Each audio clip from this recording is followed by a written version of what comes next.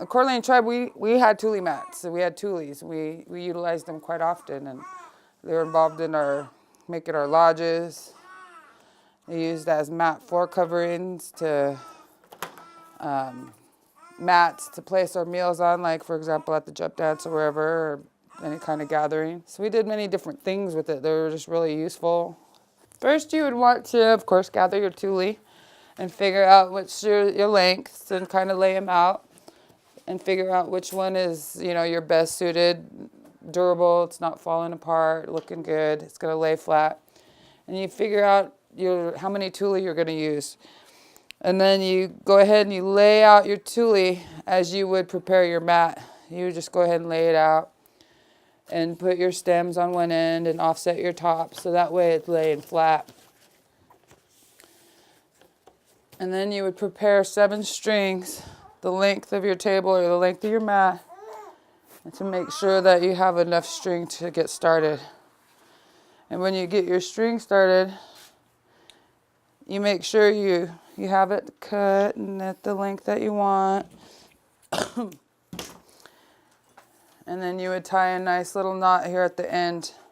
But leave yourself enough allowance to tie your willow to, because at the end you're going to tie your willow to it. And that's what's going to stabilize your mat. And you tie your knot down and you start your basic twist. And your basic basket twist is a circle 8, as like some would call. And then you would just start it off with one tule and do a basic circle 8 towards you. You always go towards you down, and that's your basic basket twist. And it's going to keep it together. And you do that and you go towards you down.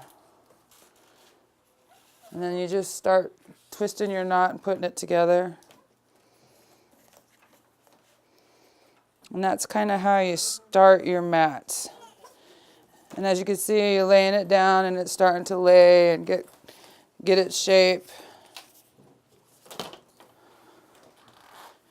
And then you don't necessarily tie your willow down until you're about ready to do your seam and you've got your mat down laying nice and flat. It would take about 7 strings approximately. 7 strings, like I said, the length of your mat, length of the table, however long your mat's going to be. And the 7 strings are 2 on the end, which you're going to do your twist. And then there's going to be 3 in the middle, 1 going down the center of the mat. And you're going to use these nice little needles that we had John construct. And you're going to just sew straight down the middle of the tule mat. And then once you get your seam, your mat sewn together, then you would do one right in the middle, 3. So there's going to be 3. So you're going to end up using 7 long strings altogether. And then once you get your mat all sewn together and you have all 3 rows all sewn together, and then you finished your construction of your twisting on one side, you go ahead and you tie your willow down, and then you go ahead and start trimming. Kind of started trimming here, and you want your mat to be straight as possible, and use your clippers, your fiskers, your shears, and you just kind of start trimming to make sure that you got a nice even mat.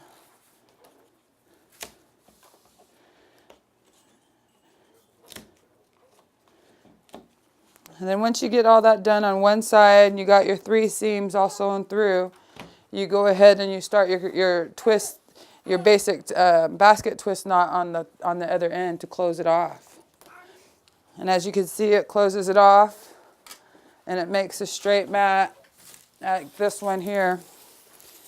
You have your perfect 3 seams right down the middle, sewing your tule together, and then you have your twist tie to finish off the mat on this side, and then you tie your willows at each end with the good knot on each end right there, and then you go ahead and tie your seam knot to the willow directly, and you just do your own 3 knots right there on each end. Basically, that's the construction of your mat.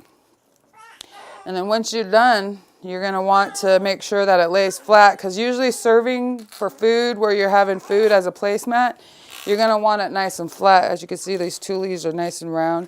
You're going to want it so your cup's not toppling over your food plate.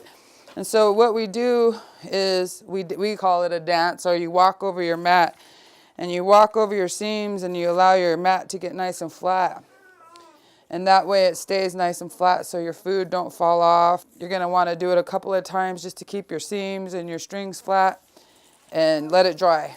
Let it dry flat on the floor.